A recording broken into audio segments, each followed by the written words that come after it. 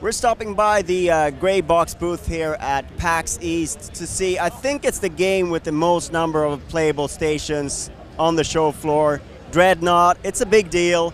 And it was interesting because I asked you before we started this interview, like, this doesn't feel like a Yager development game, but then you corrected me and said, you know, this is what Yager started with, the original Xbox game Yager so long ago.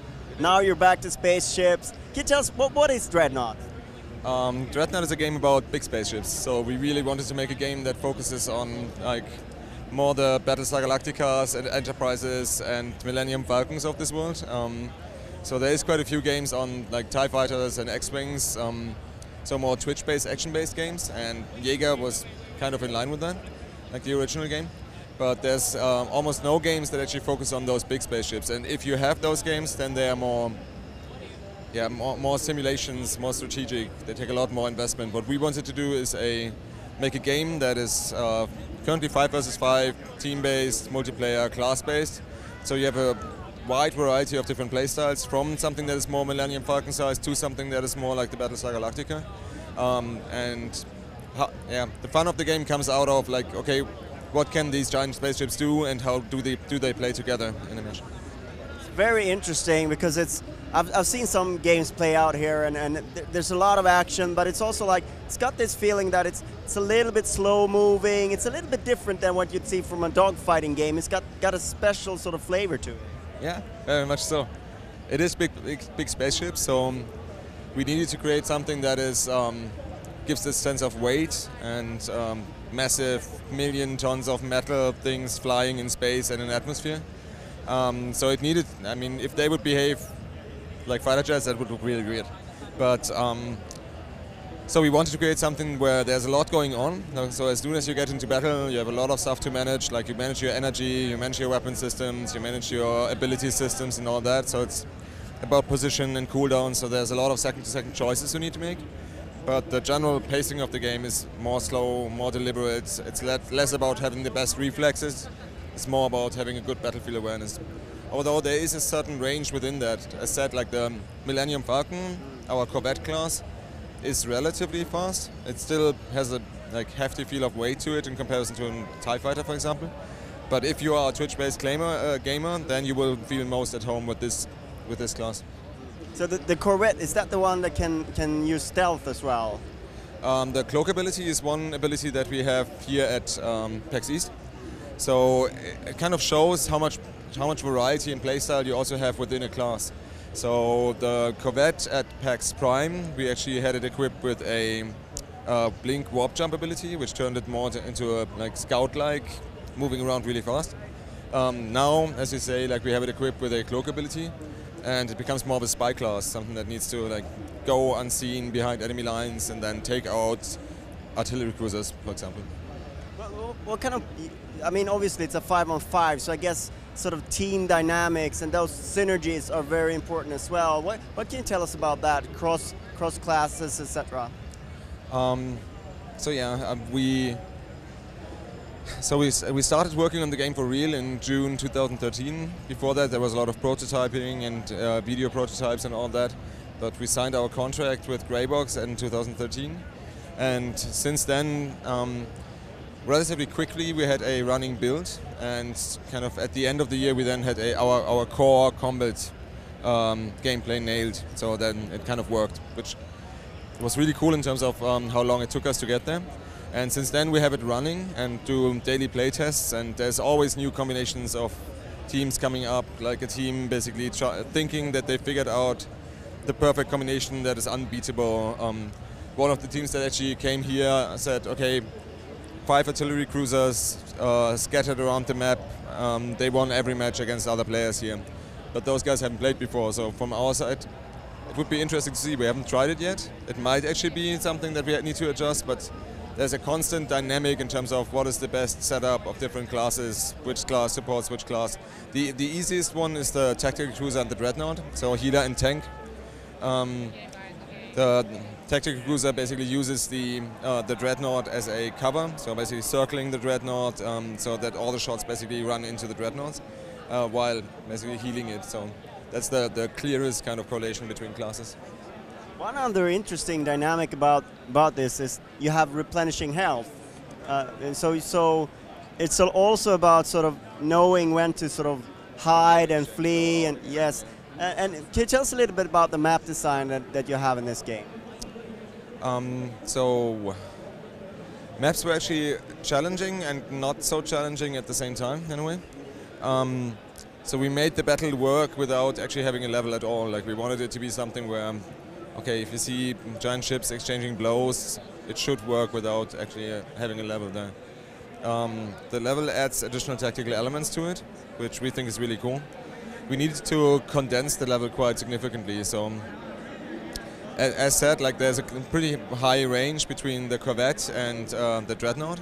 So also in terms of speed. So setting up a map that supports both classes is relatively difficult. So we made, currently we're focusing on mid-sized maps where you get into combat relatively quickly. And as soon as you're in combat, movement speed doesn't matter that much anymore, because as you say, it's more about positioning, engagement, cover, usage, detours around the level, and all that we can do in mid-sized maps. How did you settle on 5 versus 5 as opposed to 6 versus 6 or 4 versus 4, 8 versus 4? Or what's the magic number there, 5? Why did you settle on it? It's magic, so we can't really talk now. I mean, we started out with 8 versus 8, and we're moving around a bit, so there was no moment where we said, okay, this is the magic formula. I think this just came about with 5 classes. So 5 classes, there's a lot of mobile elements in the game, like in terms of ability management. So that was maybe somehow this influenced us, but it was never a conscious decision where we said, hey, MOBAs have 5 players, so we should have 5 players. 5 just feels good right now. There's actually no real reason why we shouldn't scale this up at some point. At the moment, there's a lot going on with 5v5 already. Like, there's a lot of projectiles in the air, a lot of rockets flying around. So there is technical restraints, and we don't want to overwhelm the player. I mean, one of our main kind of design philosophies was to create something that is like easily accessible within the space. So a lot of the controls are shooter-based. So shooter players and in general, like, video game players will feel at home quite quickly. WASD for movement, left mouse button for shooting, right mouse button for aiming. Also energy management, which we felt was kind of a core component of this idea of being a captain, like Picard sitting in a chair saying all energy to shields. And in the beginning this was a pretty complex system that we had, where you could adjust energy by 5% rates.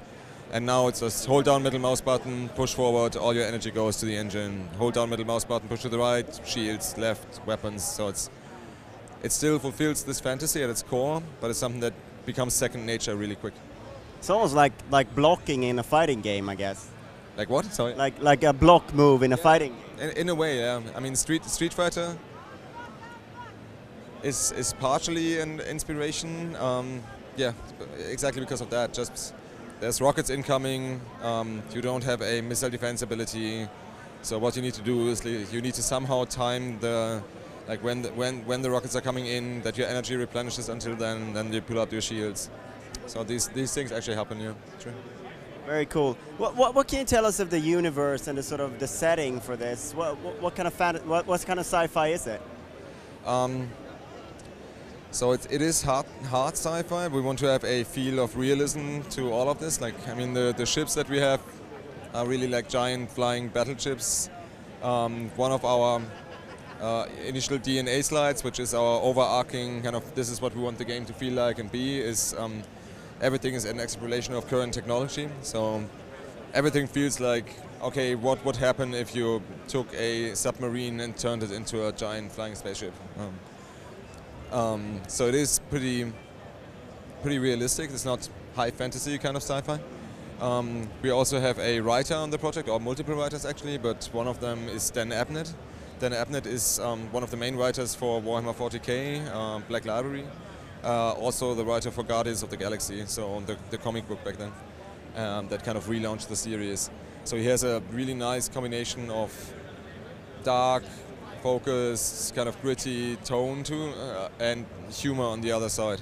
So ideally we'll end up with something that is somewhat in the direction of Firefly, so a universe that is actually quite dark, like there's a lot of really bad stuff happening there, but yeah, the characters never lose their humor somewhat, so that would be ideal. And we touched on the single player there. I know you're not really communicating a lot about it, but what kind of idea, can you give us some idea of what the single player will be? We wanted to create something that kind of develops alongside the multiplayer. So what we really like about the free-to-play model is that it's something that can develop over time and grow over time together with the community. And we wanted to match that on the single player side. So that's why we decided to do an episodic single player, where we can continuously develop the story in whatever direction us and the community feel like it should be taken. Very exciting model. So can you tell us a little bit, like, the PAX experience, bringing the game here and seeing people engage in it and playing, what's that brought you? I mean, this PAX is a bit easier. Like PAX Prime was when we showed it for the first time, like to public audience, and that is obviously always nerve-wracking. Like when you put your, like E3 is a different thing because it's only media, so it's kind of a safer spot, so to say. Because you guys know what you're doing, of course. You have seen games like in not finished state. And then at PAX Prime we showed it for the first time to a public audience. We had lines that were like 2.5, 3 hours long, people that came back 5, 6 times standing in line. So it was really humbling in a way, and that continued at PAX South. And now PAX East is really cool because this is the first time that, as you mentioned, like we have 50 stations here, we have 10 stations with Intel, and one of those 10 stations are fully dedicated to streamers. So we really embrace the whole streamer community and try to involve them as much as we possibly can. So this is, apart from obviously like people really liking the game and really also again coming back. We had a community event yesterday. Again, there's people that came back and waited in line 6, 7 times, and you're like, wow, you guys are just awesome, like really. What the hell? So I mean, when you work on a game, it's always difficult to see that, right? Like, I mean, you work in your office in Berlin, and it feels like there is something, and you obviously like it because you work on it and it's your baby. But you're also full of doubts all the time because it's like, is it really good or not? And then when you see really people coming in, playing it, enjoying it, thanking you, and it's really cool. It's a good experience. You got to convey that to the rest of the team that's still in Berlin. Yeah, it's one of those things, like we constantly send daily update mails because obviously not everybody can come here, and we try to circle through team members so that not always the same people basically come to PAX, and everybody gets to see it and can like carry it back and see what it goes. Yeah. So how do you envision the roadmap ahead with the game? Obviously it looks very polished, but it's just a demo, it's not the full game. But how do you want to roll it out, and when can we expect to see it? So yeah, I mean the core gameplay looks very polished because that was basically, from a design philosophy point of view, we started with the core and now we're constantly expanding on it without hurting the core really. So there's a lot of things that we still need to do, and a lot of fans actually are obviously asking quite eagerly, like, okay, come on guys, I've played it, it looks awesome, bring it out there. But there's still quite a lot of things to do, just especially for a service-driven game, where it's like UI, UX, menu, progression, and that's like the closest layer. Then there's a lot of back-end systems that we need to figure out first. So currently we are starting to be in friends and family, so kind of the earliest closed alpha kind of situation. And we have to tick some boxes in this and then hopefully move into closed beta relatively soon. But we can't really commit on a date because we still have to like get it done, right? But you definitely can go to www.playdreadnought.com, so playdreadnought.com, and sign up for a newsletter, and then as soon as we know, we'll let everybody else know. What can you say about the business model that you'll employ? So the multiplayer part of Dreadnought is definitely going to be free to play. The single player, the episodic part, we're not really sure yet. Like obviously a telltale approach to it, season passes, single episodes would work, but maybe we can integrate it in a better way into the whole free to play space. We're not sure yet. So the idea behind this is that we think, although we are very much aware of the stigma that is attached to free-to-play, although it's going away, I think, like it's getting better and better. There's a lot of games out there that are doing it right and that actually drive a large community first. And we want to do the same thing. Like it's, for us, actually having a game that we can grow with the community, if it's successful over time, feels like a super exciting kind of proposition. Because nothing is worse than working on a game as a developer for 3 years and then you put it out there and then after 5 months nobody cares anymore. And you put a significant amount of work and lifetime into it. So having something that actually grows with players would be actually quite nice. So the idea behind this is our high goal, so to say, is usually when people pay in free-to-play games, they're not considered like necessarily the best people because they kind of cheat, skip ahead, whatever. They're kind of like cheating the system. What we want to do is provide a system where cheating with paying money is not an option, but where players actually that spend money are more seen as supporters of the community, because that's what you have actually doing, right? I mean, running games costs money, making games costs money, keeping servers up and running, all this costs money. So. As soon as you spend money, you're basically keeping the game alive for a larger community that might not have the money to pay. So for us, turning those guys into almost poster boys and heroes would be the right way to go, because that's what they basically are. Thank you. Thank you. Jump complete, Commander.